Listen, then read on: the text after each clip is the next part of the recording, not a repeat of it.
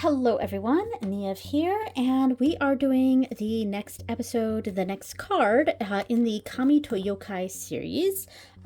Each month I'm pulling one card from the Kami to Yokai Oracle, and that's what that says right here. This deck is in French, but these are obviously Japanese yokai, and the Japanese says Kami to Yokai. And that means basically the gods and spirits of Japan. We got for this month, we got Tegatagasa, and we see that here, right here. Whoops, focus. Tegatagasa, and we see the paper umbrella right now. This is not Tegatagasa. This is actually the monk, and this hand right here is Tegatagasa right here. And we have the book for the information right here. So this is in French. Let me focus here. So if you speak French, then lucky you will be able to read this. And if you do not, you can screen grab this and run it through like Google Lens or something like that, and which is exactly what I do. So for Tegatagasa, I did not normally I do these Kami to Yokai videos near the end of the month, and we're kind of mid-month right now. I am filming this on the 17th, and I think it's going to go up tomorrow on the 18th. But normally I do these at the end of the month. The video that I had planned for today, I can't actually do because the deck that I was going to do a walkthrough of hasn't come in yet. So I decided to do my Kami to Yokai early. So there we go. Now, as far as Tegatagasa goes, and my research on this yokai, I haven't been able to find very much information on this yokai. So some of the cards that we have here in the Kami to Yokai, some of them are there's lots of information on, and I can find lots of different sources, and I often like the other sources a little bit more than this book. The way this book describes some of these yokai. I kind of like some of the other resources I use, like yokai.com, or there is a Japanese book that mythology book that I have that also goes over various yokai and kami, etc. There's a few different sources that I use, including like Wikipedia, etc. But for this one, for Tegatagasa, I really could find very little information. And some of the information I was finding was only available on websites that were actually all in French.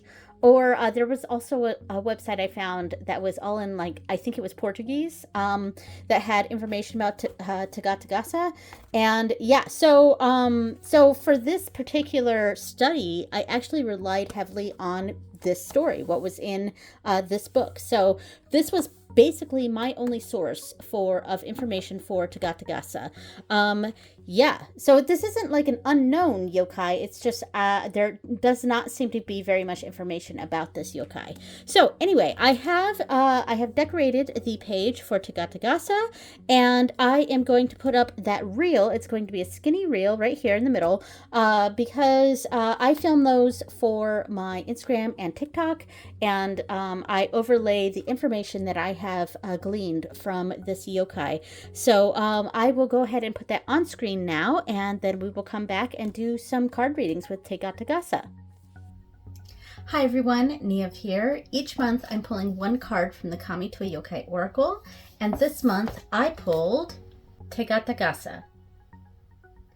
All right, join me as I decorate the page for Tegatagasa. Tegatagasa is a shapeless yokai that lives in storm clouds. One day, it appeared during a funeral ceremony when a black cloud materialized in a temple, terrifying the monks. The head monk, unperturbed, continued the incantations that guide the soul of the deceased toward the light. Suddenly, a gigantic hand emerged from the cloud to snatch the monk.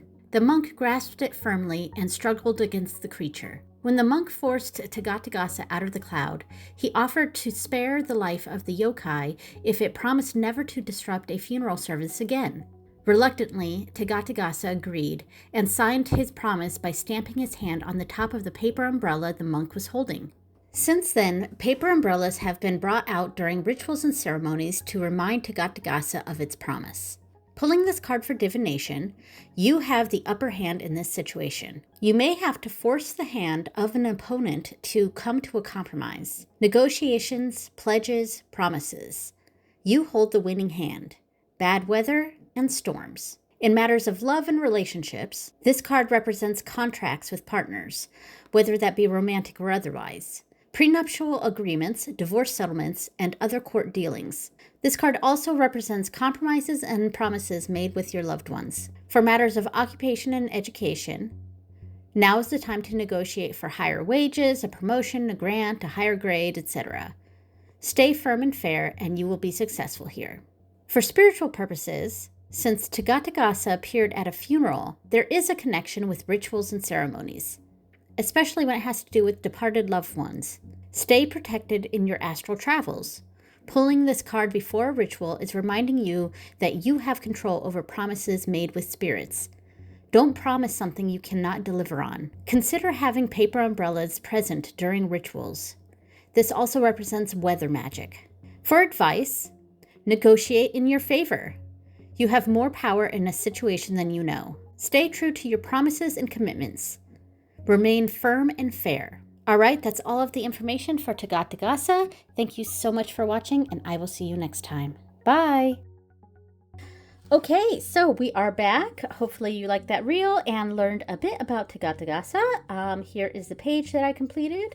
I kind of had these stickers, these like PET pet stickers, that this was a big circle that I chopped in half. I actually did that off screen, and then put the Tegatagasa right here along with the katakana, not katakana, I'm sorry, the hiragana underneath it.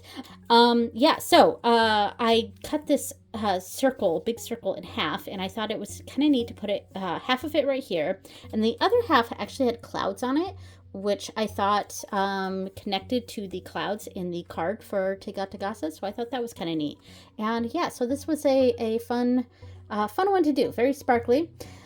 So as you have learned through that reel, this is kind of a bit, there's multiple layers to this yokai. Like you could say that pulling this card could represent something that's a bad omen or negative, because it can represent bad weather, storms. Tegatagasa lives in storm clouds, so when the storm cloud comes,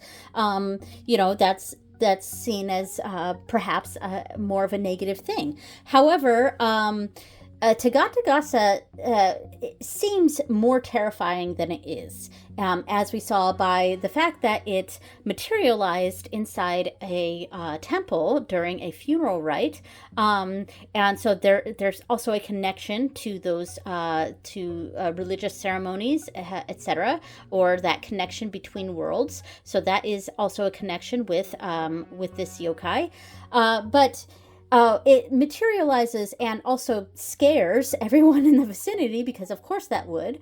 But the truth is that this is, this yokai is easily overpowered, and this monk overpowered this yokai here.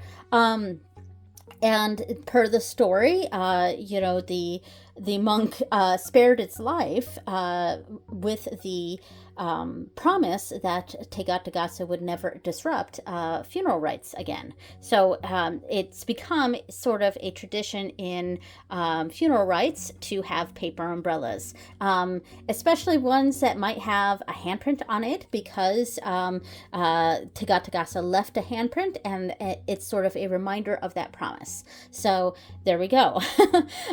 And so I've connected this yokai with promises, negotiations, having the upper hand. I actually find that pulling this card in general could be a very positive sign. Not that Tegatagasa is a positive yokai, but it's more that this yokai is easily overpowered, and it's an indication of trouble, but trouble that you can overcome and absolutely overcome. And it's kind of a matter of mind, of knowing that you can overcome this. And it's a great time. Pulling this indicates a great time for negotiations in your favor, and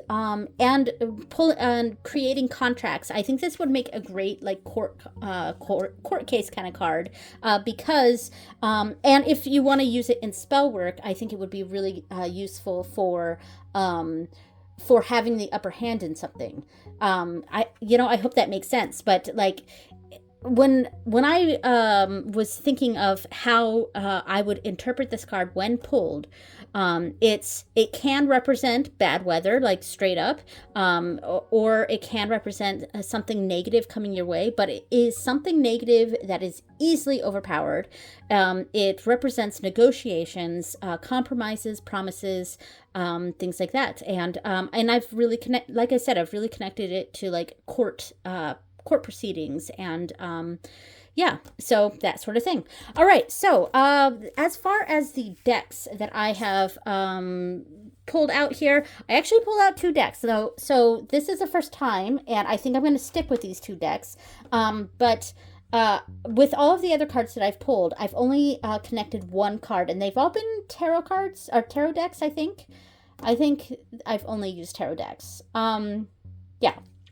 Anyway, for this one though, I did pull out an oracle. I pulled out the Phenomena Oracle, which is in this little mesh bag that I keep it in. So the Phenomena Oracle, because this is straight up a weather deck, and this is obviously not a tarot, this is an oracle, but I felt like I couldn't not use the Phenomena Oracle with Tegatagasa, at least when we're creating a spread or we're connecting specific decks to this yokai. This just made a lot of sense, and so I really want to use it.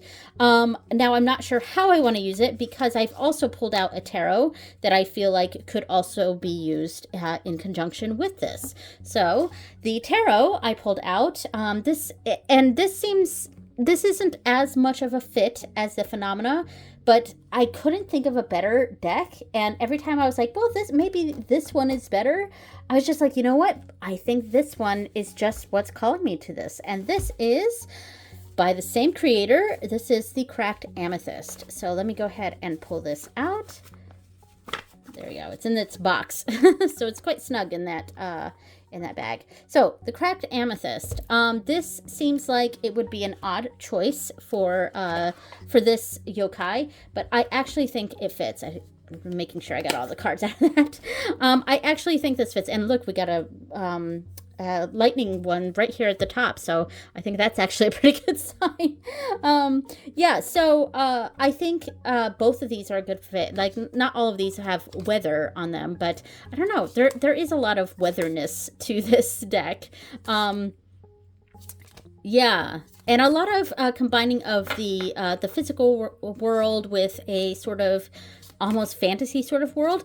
And I also like with this deck that there's no people in this. There are some animals, like I've seen there were birds off in the distance on some of these. Well, I haven't passed one yet, but I think there are actually, like, oh, here we go. Here's some birds off in the distance. This is the closest this deck has to animals in it, human or otherwise. And I like that because also Tegatagasa is formless. Like, yes, it has a hand, but we don't know exactly what it looks like. It's kind of shapeless, formless. It does have a hand, but so because of that, I also thought this was a good pick. So I've chosen 2 decks. So how am I going to do the reading then?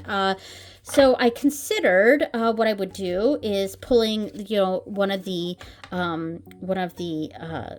Phenomena cards, as that is the storm that's brewing. This deck does tend to lean kind of negative, but not there are positive cards in this as well, but it more leans heavy. Like, even though the art is very simple and pretty, and very nicely done, the deck itself tends to lean heavy. So I sort of considered that we would maybe pull like, what is the phenomena that is that brought Tegatagasa to this area, and then pulling a tarot card for the 3 positions down here. And I know I am not zoomed out enough for this, and yeah, so that's a consideration. The other way I was thinking I could do this is if I is doing the same sort of thing like this, and having each of these positions down here. And let's move this up now that I can be in frame. And now we have 3 phenomena, and these are a bit more like spread positions now. And then you can pull the cards on top. So like that. I don't know. I'm trying to decide which way makes the most sense. Okay, I think I've sort of figured out what I'm going to do. I'm kind of going to do a combination of the 2 things that I was thinking about. So instead of the phenomena going on top of this card, I'm actually going to pull it underneath. And this is just, I have not shuffled anything yet. So the phenomena will go down underneath, and then because this is the first position in the spread that we've been using for each of these videos, each of these cards, where the first card is right here, second and third, and we're following a similar pattern with each. I have a little piece of paper that kind of shows what I'm talking about here. There's a similar pattern with each of these cards, but I'm adjusting the meanings of the prompts. The positions. I'm adjusting what each position means depending on the kami or yokai that I pull. Whatever makes sense for that card. So the first card that comes down here is the phenomena. This is what summoned Tegatagasa, and then we pull a card over the top of it, something like that. And so what is the drought?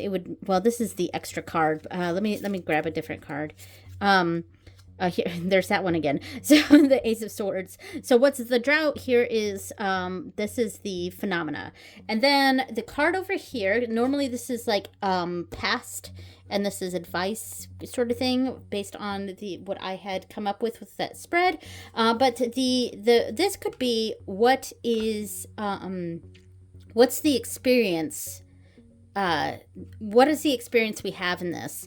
Oh, that was that magic card again. I'm going to pull that out actually, so I don't have the extra card in this. So what is the experience? And then the what is the compromise? Since Tegatagasa is all about negotiations and compromise, and overcoming the seemingly scary phenomena that is Tegatagasa.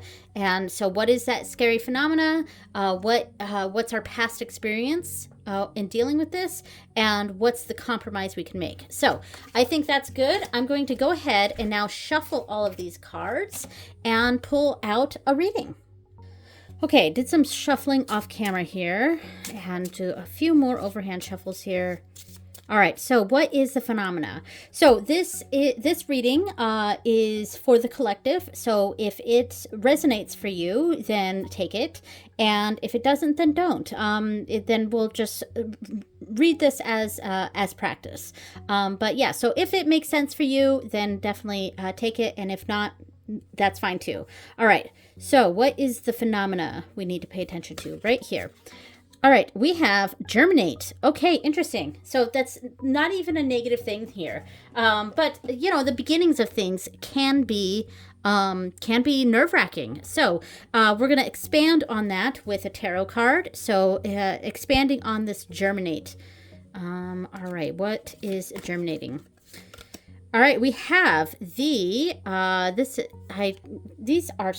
kind of hard to read sometimes. I think that's the 6. Or 8? Okay, I had to pull it off to the side. It's the 8. So this is the 8 of Swords. Okay, so we're kind of growing this cage around us. That's kind of how I'm thinking about it. Because the 8 of Swords, it's all about that cage of our own making. I might zoom in just a little bit.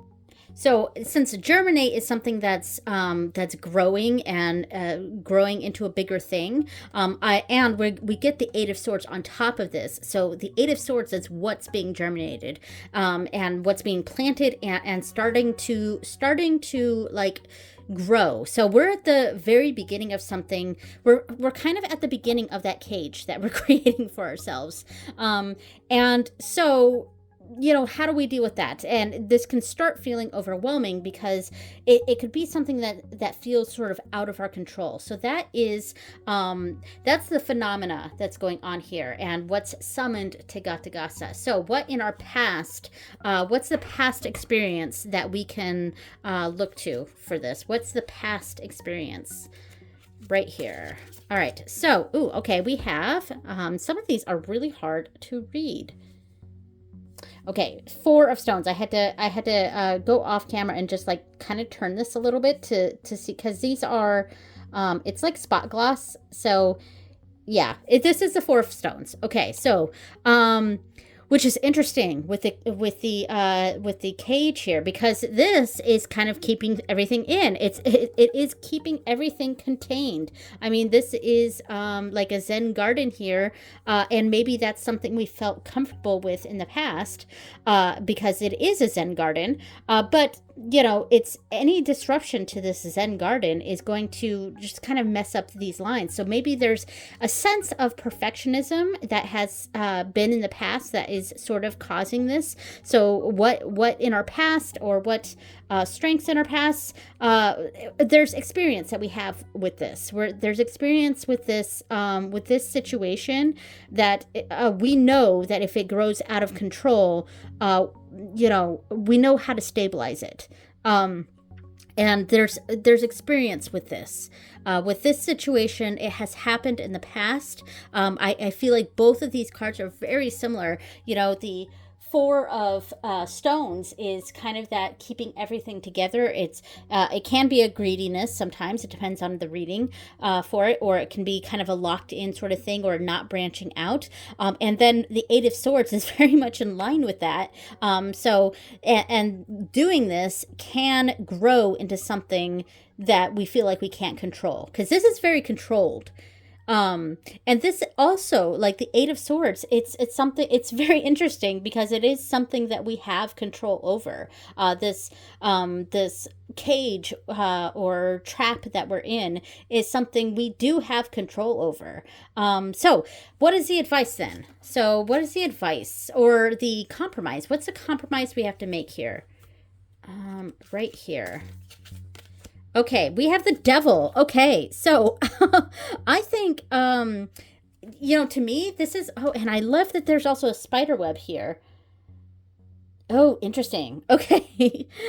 Which I feel like also sort of connects with this. So like, yeah, because this is almost a cage too. It's a different kind of cage.